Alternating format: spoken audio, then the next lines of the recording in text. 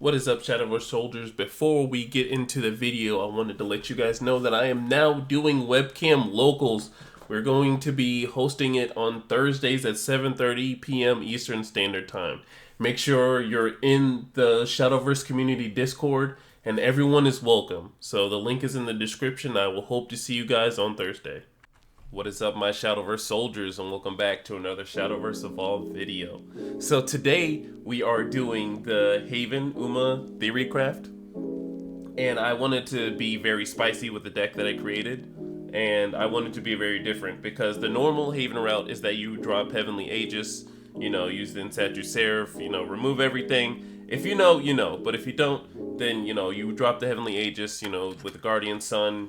Evolve the Aegis, and then, it has Ward, it can't die for a turn. And that's usually the route it goes, and it's a 10-10, so you're going to swing at them, however many times you need to, that being twice if you just have Heavenly Aegis. But that's usually the route it is, plus the removal. But I wanted to take a different approach with the new cards that came in Uma, and I wanted to show you guys what spice I came up with, because the new Uma cards are like, hey, look at these cards, get them. It kind of feels like a swordcraft effect of, hey, look at the top X amount of cards and then you can get a card out of them, or, shuffle your cards around. I liked it. So let's go ahead and get into it. So the first card we have is Flame and Glass. It's a big 10-drop, which I will explain to you why we have this in the deck later when we get to the card. But, it's a big 10-drop that is Storm, and then, deal 3 damage to everything on the field. But if you have Glass and Flame, you deal 7 instead. But, you're not really here for, the 10-drop is good for, the Storm, in case you need to close out the game. Because 100% you're getting to 10 with Havencraft, because you're going to be removing everything. But we'll get back to this card in a little bit. Next, we have Bellringer, the 1-drop Ward, ping something 2, draw a card. You know what it does. And then we have Prism Priestess, the 1-drop that lets you search for the Statue Seraph, so we can go ahead and get it.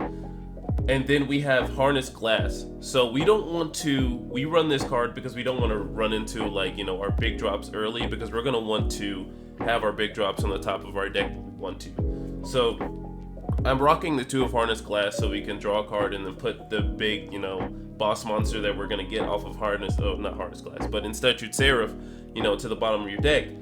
So, you're not drawing all your answers.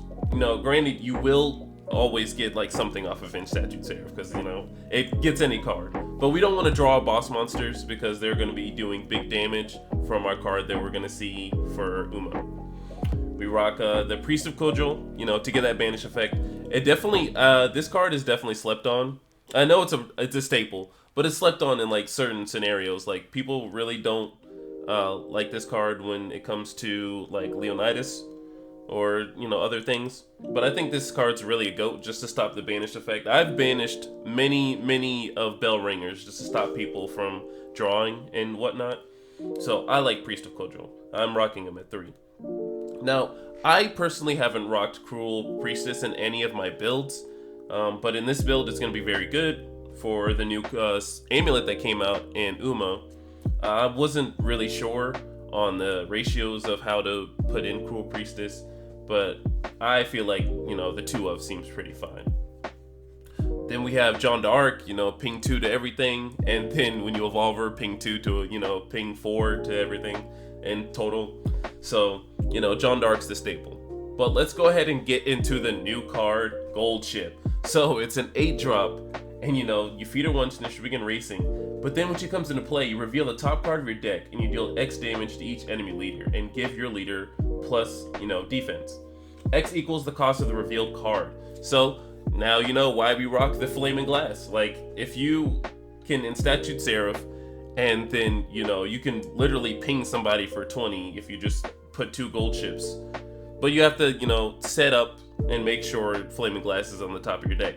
But, no matter what you're doing, if you're getting your hand where you need to be with the glass, of course, and putting the boss monsters back, eventually you're going to be drawing into new cards. And when you thin your deck out and you've done the Statue Seraph line and you gold ship, you're going to be pinging them for damage and you're going to be healing. So you already healed off of Statue Seraph, and gold ship's going to be healing you for more. So you're going to be even going for an even later game.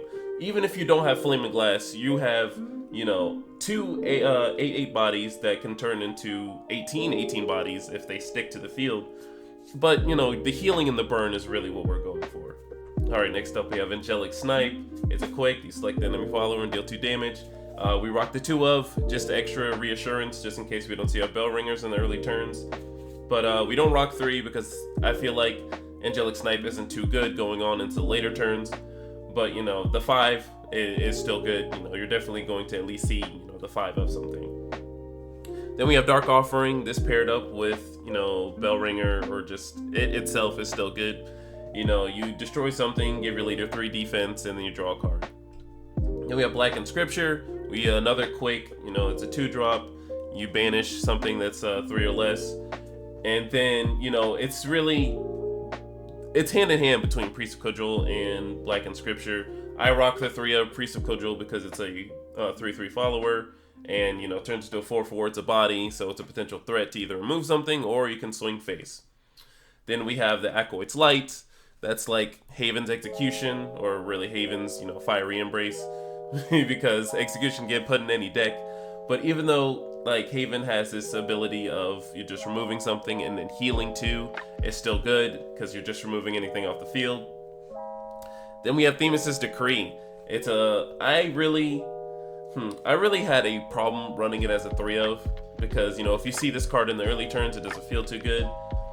But, you know, it's like with the ratios, do you want to run 2 of this or 3 of that? You know, 1 of this or 2 of this. So it was really mind-boggling to me. So I just ran the 3 of Themis' Decree just in case, you know, there's something with Aura. You know, not looking at you, Heavenly Aegis, because, you know, nothing affects you. But, you know, just like, I'm looking at you, Forte, because, like, anything, if they swarm the board and, you know, only, like, these things only deal with 1, Themis' Decree just takes care of everything, and that's what I like about it. Next up, we have Beyond Her Rear, and this is one of the new cards that came out for Uma, and I'm very excited because this is another card that's going to be setting up for what you want to do for this deck, this and Gold Ship, and I like it very much. So when it comes to the play, you look at the top 3 cards of your deck. You may put any number of them on the top of your deck and the rest on the bottom of your deck in any order. And then you can activate for 2 play points to engage this card and put it into your cemetery and draw a card. So it's not as good as Sacred Plea, you know, with the drawing effect with the 2 play points. But it is a 1-drop that's going to be setting up your entire deck. So, hey, I'm going to drop this, look at top 3. Any of the big drops, like that being Flame Glass or Gold Ship, I'm gonna put to the bottom of my deck. Or, you know, even if I'm like seeing a Prism Priestess on my top 3 and it's like the early turns, then, you know, I'm gonna have the 1-drop play that I need, and then I'm gonna search out in Statute Seraph, you know, warning if, you know, you're going against Bizcraft, don't do that. But this really helps set up the deck, and I like it. So I run it as a 3 of, and it's going to be very good. I'm ready to test it, but, you know, patience is definitely a virtue. And then we're rocking the 2 of Beast Call Aria, just for, you know, some aggression. Most of these cards are just removal or, you know, helping you set up for what you want to do. But, you know, the 2-drop Storm Falcon, just swing, face, and then see what they do in response to it. And then if there's another follower body that, you know, is giving you some problems, you can engage it, and then, you know, play the Holy Tiger with Rush, and then swing at it. Alright, so the next card we have is Road of Fortune. So it's kind of like Tribunal of Good and Evil, but let's go ahead and read it. So when it comes into play, you select the enemy file on the field and destroy it, and you can activate to engage this card and put this card into your cemetery and look at the top card of your deck. You may reveal a card that costs 7 from among them and put it into your hand. Alright, so here's a little tech about it. Alright, so I'm not sure on the ruling as far as revealing a card, so here's what you do. It's not as good as Tribunal of Good and Evil because you don't draw the card unless it's a 7, but in this deck there is no 7. So you play Road of Fortune. It's 1 less cheaper than Tribunal of Good and Evil. It still destroys the card. It doesn't come engaged like Death Sentence. So you destroy the card, you look at the top card of your deck, see if it's, you know, something good. If it's not, you know, you just put it back on the top. That's what I'm thinking. But if the ruling is, you know, if you reveal the card to yourself, I don't know if you have to shuffle or not. I'm not sure.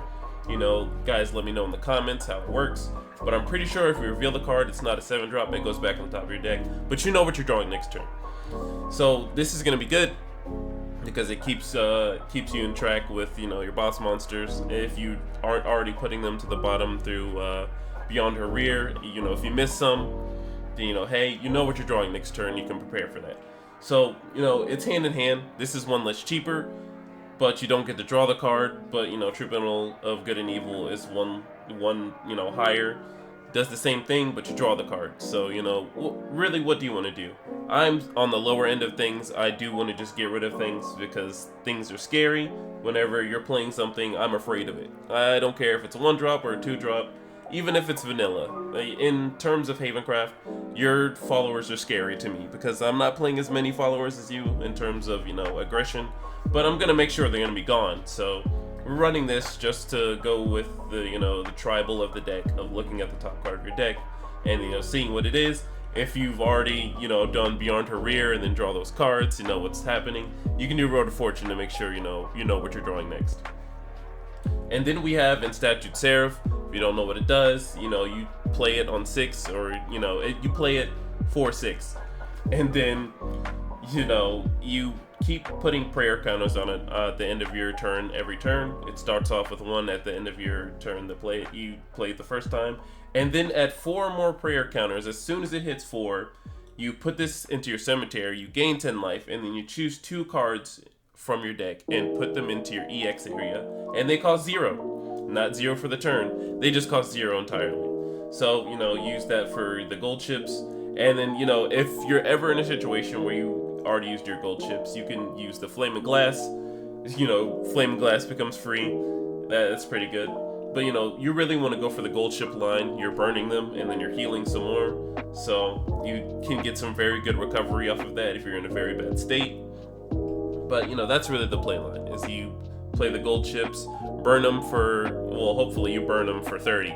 That's the plan. You want to burn them for 30, but you can still burn them for 20 and then swing face and do what you need to do. So that's the entirety of the deck. Let's go ahead and get into the fall deck.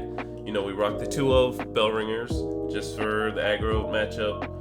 The 2 of John d'Arcs just to ping everything off the field after you play the first John d'Arc. 2 of Priest of Cudgel just for the banish effects, and then the 2 of Prison Priestess to get the Statue Seraph and any of your other amulets, that being Beast Call Aria or Road of Fortune. And that's the entirety of the deck. I like the spice about it, that you just heal and then you can just burn them and then heal again.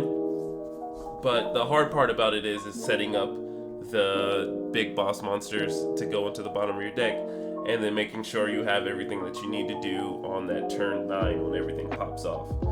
So I appreciate you guys for watching. Thank you so much. Guys, let me know what you think of this deck. If there are any edits that we can make to this to make it even stronger, let me know, and I will definitely look into it and think about it.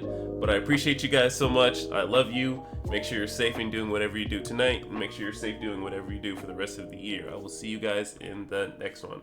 Bye.